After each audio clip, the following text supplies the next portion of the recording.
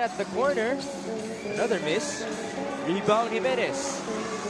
He had 27 points, 18 in the fourth quarter against Nueva Ecija. But we'll see that mamaya. I-review ng mga officials natin. Keith Jimenez, the drive in the kick. Gabby Espinas. Shot is short. Sa MPBL, ito si Tumapig mas solid na big man dito sa MPBL. Came from Jensen, si Chris Tumapig. Oh, mukhang Got hit no sa wrist si Keith Jimenez. the way I saw it when he fell, I think, I hope hindi naman talaga, no? But That's a hard ayun. fall. Pero Pero tama ka po siya, he was shaking. But it looks like he's okay now. JC Marcelino quickly apologized to him. that pumped up the crowd. Kaya feeling ko nasa Sarangani tayo eh. Tama, Keith Jimenez from downtown.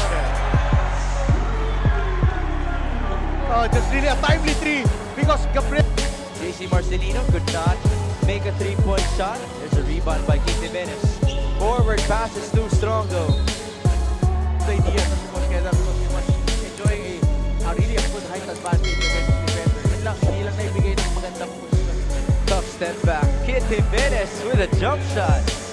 Eh, kami ko but nevertheless, great feed doon by Sarangay, Zamboanga, doon sa transition na yun. 44-41, 8 minutes and 16. Keith Jimenez bombs away.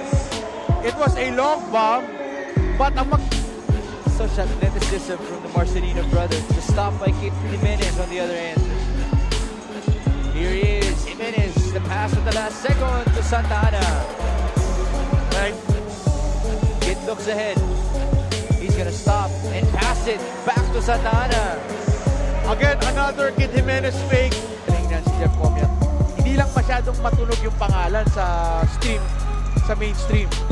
Right now he has the chance to increase his value as Kid Jimenez gets that rebound off of the loose ball. Now it's basket and one for him. Parang puro na lang si Comia. Ito nga, pakita ko kayo. Great effort mula kay Kid Jimenez. Some stats right here. No? Kid Jimenez 16.2 points per game, number 6 in the league. He's number 6 in steals at 2.3. Number 1 in fouls received at 5.2 fouls received per game. And then lead us back to 7. 6 minutes remaining here.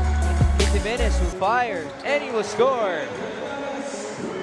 Well, Kid Jimenez really just keeping afloat. Ito, For Sarangani to take the lead. it was a forced shot done by Marcelino. Now it's Sarangani's chance to take the lead. Jimenez with the basketball. Crossover. Cross court. Ludovice. 7 on the shot clock. Jimenez for 3. That's good!